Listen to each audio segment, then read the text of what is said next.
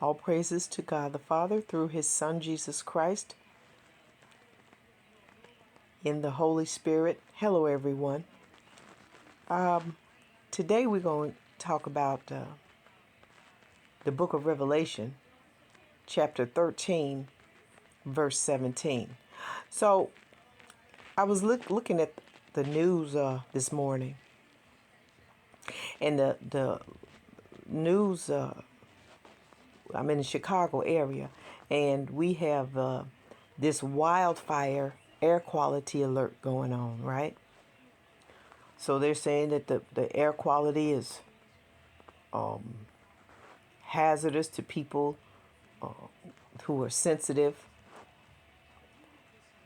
In the one story, they're talking about how terrible the air quality is. The next story that comes on, the next piece that comes on, is about the multiple free back to school type festivals that are going on throughout the city, right? So on the one hand, we got here smoke haze. They're calling it a haze. I really don't know what it is. I had to step outside yesterday for a short while. I had a mask on, but I didn't know that it doesn't smell like smoke. It appears to be, I don't know if I don't know what it is. Doesn't smell like anything burning though. Anyway, they're promoting free outdoor back to school type things. We got Lollapalooza here. This Festival del Sol is going on. Fiesta del Sol. All these different festivals. I had to go to the store. I drove about a mile, between a mile and a half to maybe 3 miles. Went to a couple stores. I saw no less than 10 outdoor festivals in the midst of the advice to avoid prolonged outdoor activities because of the dangerous wildfire air quality. And what so not to say that these two things are connected, but it brought to mind this chapter 13, verse 17, where it talks about here, and I'll read it, and that no man might buy or sell save he that had the mark or the name of the beast or the number of his name. And then 16, let me go to 16 before that.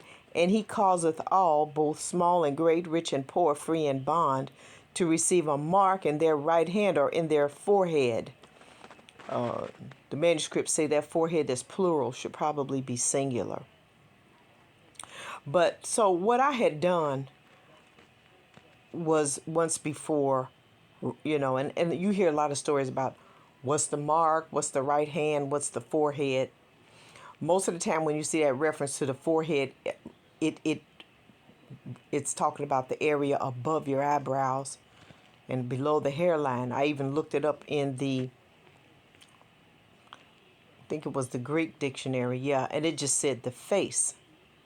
But just by chance, and I'll show you this, let's go up to my, this is my Strong's Concordance. Let's go right here.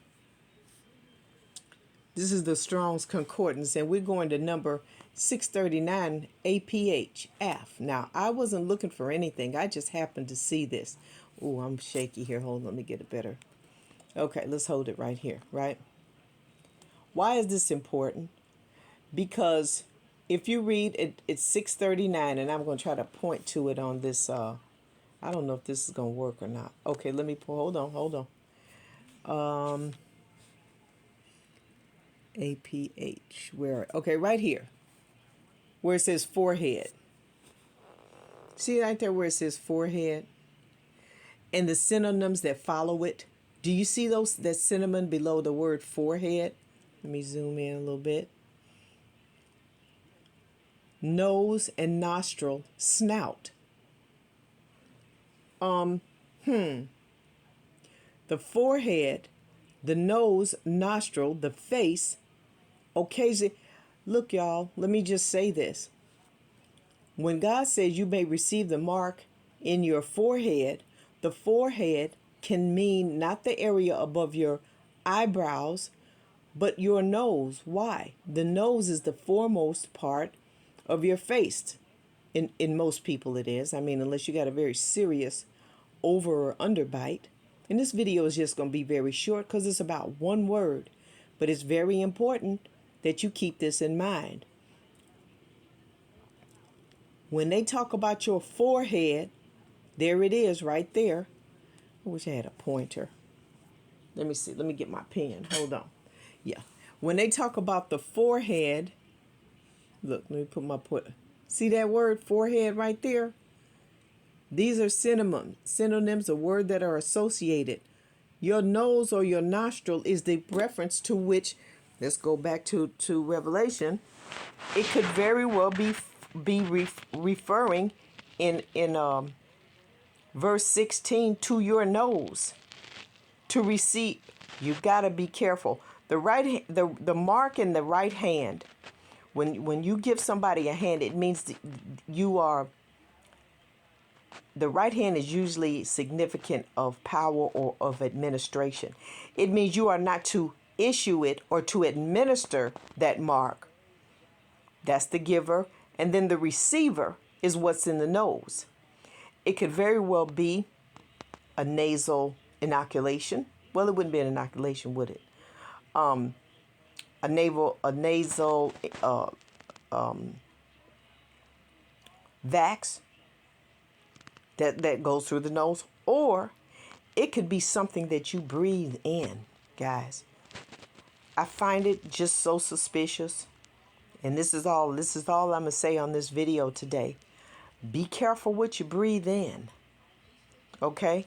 God warns us here that I'm not saying that that's what it is. Okay? That's not the point of this video. The point is that I always thought forehead to be the area above the eyebrow, when in fact, in the Hebrew dictionary